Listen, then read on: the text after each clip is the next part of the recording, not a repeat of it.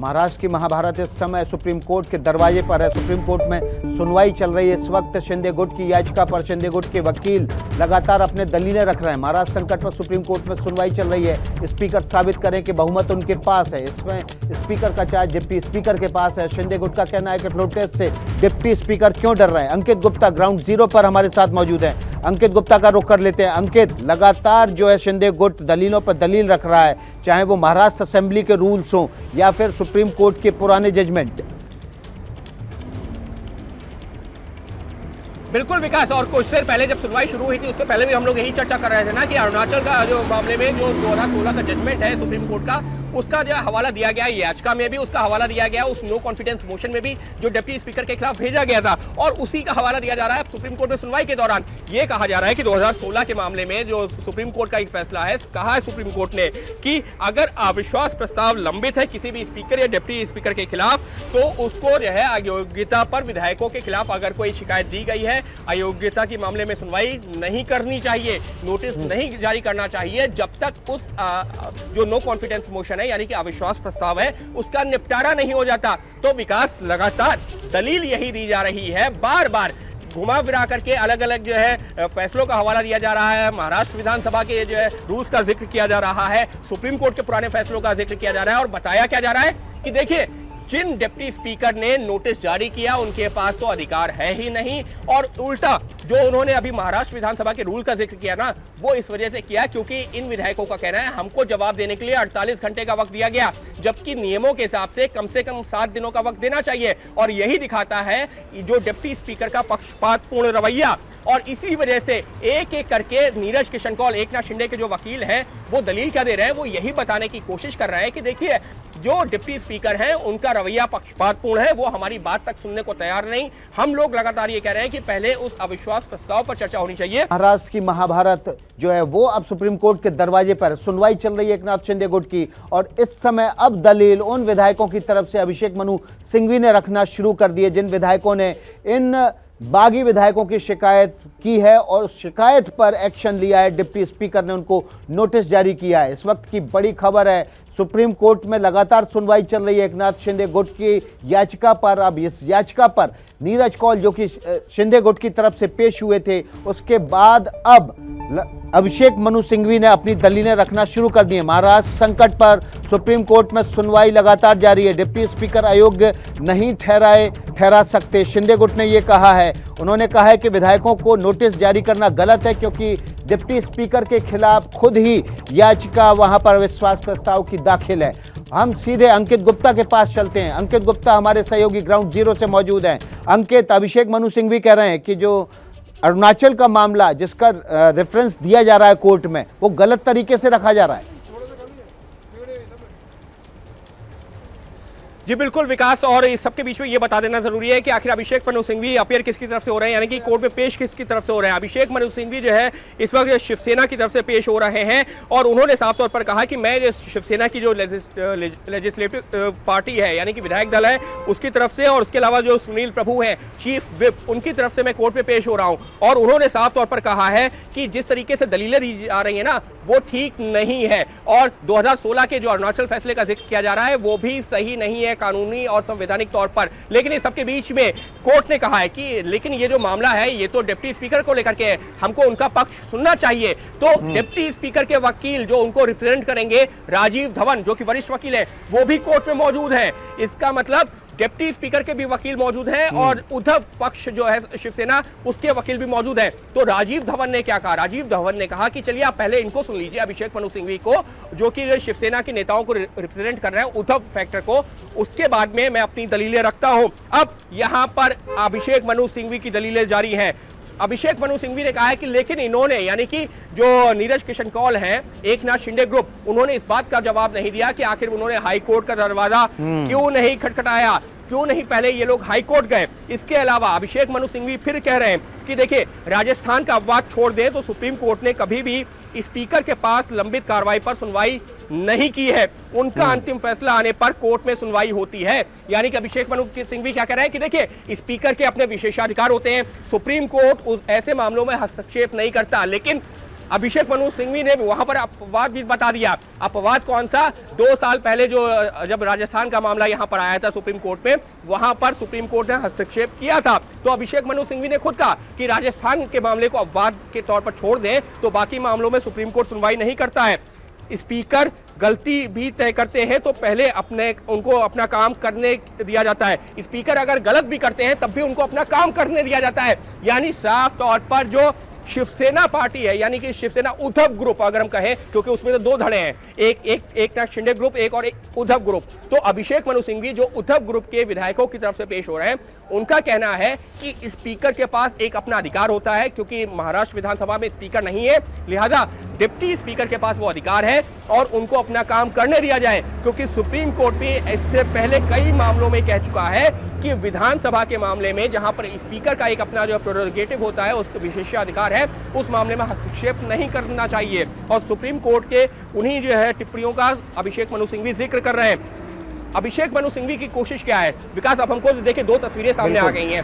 पहली तस्वीर एक नाथ शिंदे ग्रुप की जो ये कह रहा है कि डिप्टी स्पीकर को हट जाना चाहिए, उनके अगेंस्ट में जो नो कॉन्फिडेंस मोशन है उस पर पहले वोट हो जाना चाहिए। वहीं अभिषेक मनु सिंघवी क्या कह रहे हैं कि देखिए भले ही वो डिप्टी स्पीकर जो अभी जो है पूरे निर्णायक भूमिका में है, उनको अपना फैसला लेने से नहीं रोका जा सकता और सुप्रीम कोर्ट भी इससे पहले कई मामलों में ऐसा कह चुका है। हालांकि उन्होंने अपवाद दिया है कि राजस्थान के मामले में भले ही सुप्रीम कोर्ट ने कुछ और कहा, लेकिन उससे पहले कई मामलों में कहा कि स्पीकर का विशेषाधिकार होता है। तो एक पक्ष कह रहा है कि स्पीकर के पास अधिकार नहीं, तो दूसरा पक्ष जो कि उद्धव ग्रुप के से समर्थित जो विधायक हैं, वो ये कह रहे हैं कि स्पीकर के पास पूरा अधिकार है। तो पूरी लड़ाई इस वक्त जो चल रही है वो डिप्टी स्पीकर के अधिकार को लेकर के है कि उनके पास अधिकार है या नहीं। जी विकास। जी हाँ, बिल्कुल। और देखिए इस वक्त जो शिंदे गुट है वो इसी बात को लेकर सुप्रीम कोर्ट भी पहुंचा है कि अविश्वास प्रस्ताव पेंडिंग है डिप्टी स्पीकर के खिलाफ। ऐसी सूरत में उनके पास अधिकार नहीं है कि वो विधायकों पर कार्रवाई कर पाएं और इसलिए इस वक्त जो सुप्रीम कोर्ट में सुनवाई चल रही है वो उसमें दलीलें इस पक्ष में रखी जा रही हैं। जो शिंदे गुट है वो इस पक्ष में दलीलें रख रहा है कि स्पीकर के पास, डिप्टी स्पीकर के पास अधिकार नहीं है, और अभिषेक मनु सिंघवी जो कि उद्धव ठाकरे की तरफ से पेश हुए हैं वो कह रहे हैं कि बिल्कुल अधिकार है स्पीकर को फैसले लेने का, और स्पीकर जब फैसले ले लें उसके बाद ही हाई कोर्ट या सुप्रीम कोर्ट में इस मसले पर सुनवाई हो सकती है। तो लगातार दलीलें दी जा रही हैं। अभिषेक मनु सिंघवी ने ये दलील भी दी है कि जो अरुणाचल प्रदेश का मामला है वो गलत तरीके से पेश किया जा रहा है, वहाँ पर कुछ और मामला था। साथ ही साथ अभिषेक मनु सिंघवी की तरफ से ये भी कहा गया कि पहले हाई कोर्ट में जाना चाहिए था, सुप्रीम कोर्ट सीधे चले आए हैं। तो जाहिर तौर पर अभिषेक मनु सिंघवी ये चाहते हैं कि इस मामले को पहले हाई कोर्ट में सुना जाए और उसके बाद सुप्रीम कोर्ट इसकी सुनवाई करे। लेकिन जजेस लगातार इस सुनवाई को कंटिन्यू कर रहे हैं। अंकित गुप्ता, लगातार जो दलीलें दी जा रही हैं उसके बावजूद सुप्रीम कोर्ट ने एक बार भी ये नहीं कहा है कि इस मामले को सुप्रीम कोर्ट में नहीं सुना जा सकता। जी बिल्कुल। और इस सबके बीच में सहयोगी निपुण साइकिल के हवाले से एक बड़ी खबर आई है और वो है कि कोर्ट की टिप्पणी। कोर्ट ने पूछा है कि आप नवाम रेबिया केस की बात कर रहे हैं, ये वही केस है जिसका जिक्र जो है लगातार नीरज किशन कौल ने किया था, 2016 का मामला, अरुणाचल वाला मामला। उस मामले का आप लोग जिक्र कर रहे हैं, तो आप उसके आधार पर अपनी बात रखिए। क्या आप अपने खिलाफ जो प्रस्ताव लंबित रहते हुए भी स्पीकर को सुनवाई करनी चाहिए? अब कोर्ट क्या पूछ रही है? कोर्ट सिंपल ये पूछ रही है कि आप ये बताइए कि क्या अगर किसी स्पीकर या डिप्टी स्पीकर के खिलाफ नो कॉन्फिडेंस मोशन यानी कि अविश्वास प्रस्ताव लंबित है, तो क्या उस पर सुनवाई यानी कि वो किसी भी याचिका अर्जी पर सुनवाई कर सकता है? कोर्ट का सीधा सवाल है अभिषेक मनु सिंघवी से। और यहां पर एक चीज और बता देना जरूरी है कि कोर्ट ने ये भी ओपन कोर्ट में कहा है कि देखिए, हमको जानकारी मिली है कि जो डिप्टी स्पीकर हैं जिनके खिलाफ अविश्वास प्रस्ताव लाया गया है, उन्होंने सुप्रीम कोर्ट में कैविएट दायर की हुई है। यानी कि डिप्टी स्पीकर ने कोर्ट से कहा हुआ है कि जब तक मेरा पक्ष ना सुना जाए तब तक इस मामले में कोई आदेश ना दिया जाए। विकास, इसका क्या मतलब हुआ? इसका मतलब यह हुआ कि कुछ देर पहले हम लोग एक चर्चा कर रहे थे कि कोर्ट की प्रक्रिया के तहत मुमकिन यह होता है कि नोटिस जारी किया जाए और उसके बाद में डिप्टी स्पीकर का पक्ष जाना जाए। लेकिन यहां पर तो डिप्टी स्पीकर ने खुद कैविएट दायर किया हुआ है, यानी कि उन्होंने खुद कहा कि पहले आप हमको भी सुनिएगा तब कोई आदेश जारी कीजिएगा, और उनके वकील भी कोर्ट में मौजूद हैं। तो अब ऐसे में जो कानूनी तौर पर इस बात की संभावना और ज्यादा हो जाती है कि आज ही सुप्रीम कोर्ट इस मामले में कोई बड़ा आदेश भी दे दे।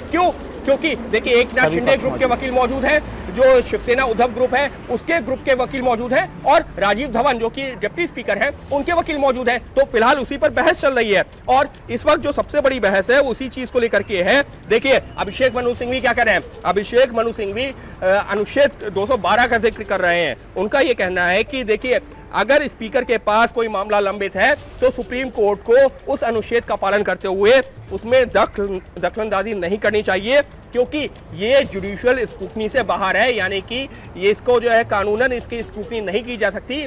जो एक सदन का जो फिर चाहे वो विधानसभा हो या कोई और हाउस हो, जो एक सदन का अधिकार होता है उसके अध्यक्ष के पास में, उसमें हस्तक्षेप नहीं करना चाहिए क्योंकि ये उनका विशेषाधिकार होता है।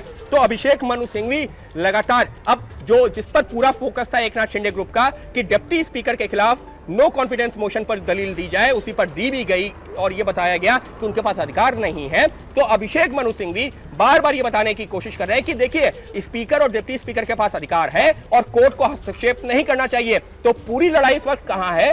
पूरी लड़ाई इस वक्त सिमट गई है कि डिप्टी स्पीकर के पास नोटिस जारी करने कार्रवाई का अधिकार है या नहीं, और जब तक नो कॉन्फिडेंस मोशन यानी कि अविश्वास प्रस्ताव लंबित है तब तक डिप्टी स्पीकर कोई सुनवाई कर सकते हैं, कोई कार्रवाई कर सकते हैं या नहीं। जी विकास।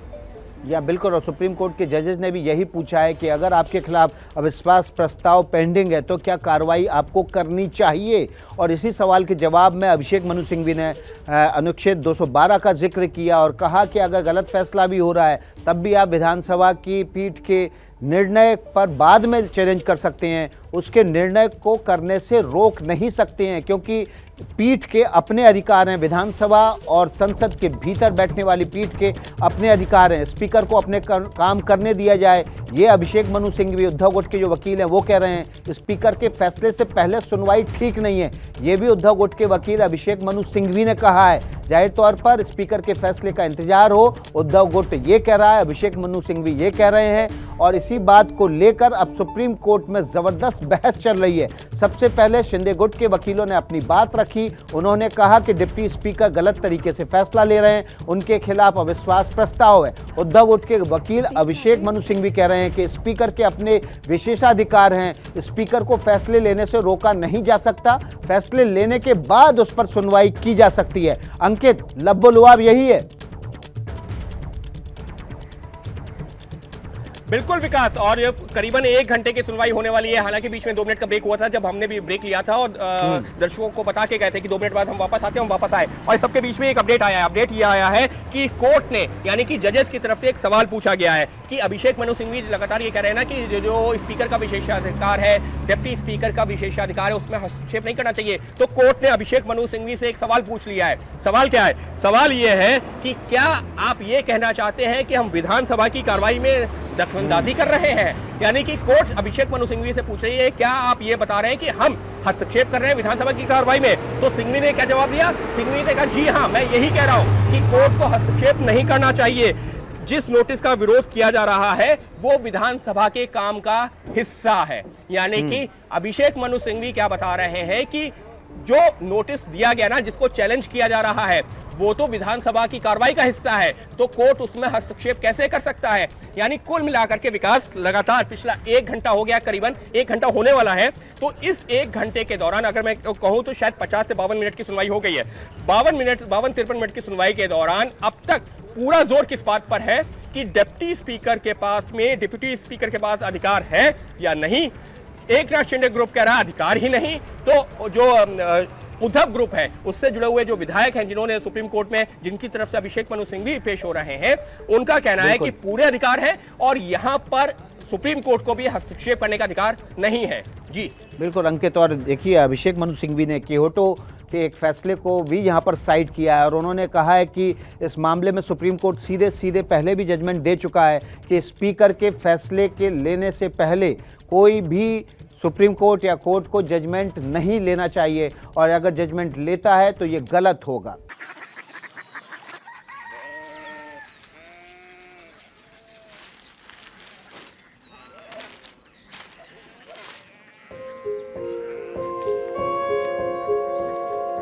बाबा बाबा कोरिया सिटी জানি না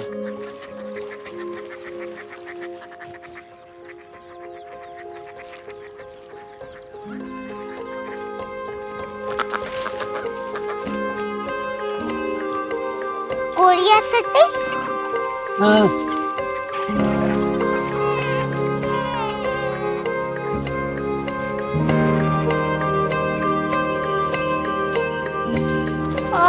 कोरिया सिटी कहाँ पे है?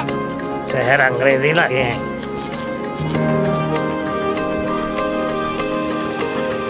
Korea city.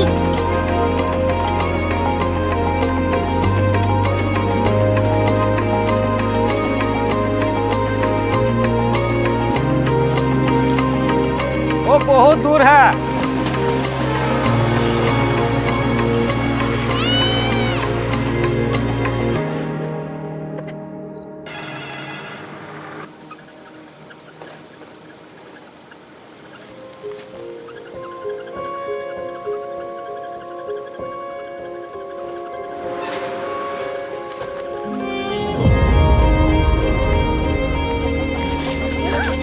Korea city.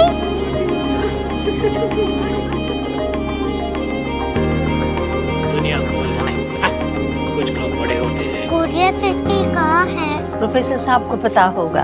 हो, ये छोटा वाला ग्लोब लगता है और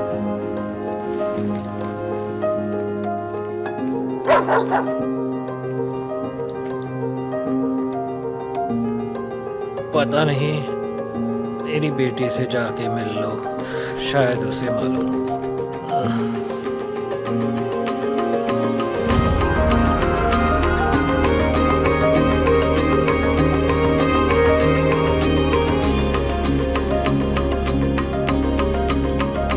हाय, बाबा ने भेजा है। Come here. Korea city. Korea city नहीं, क्यूरियोसिटी। वो क्या? That's what brought you here? जो तुम्हें यहाँ तक ले आया। क्यूरियोसिटी।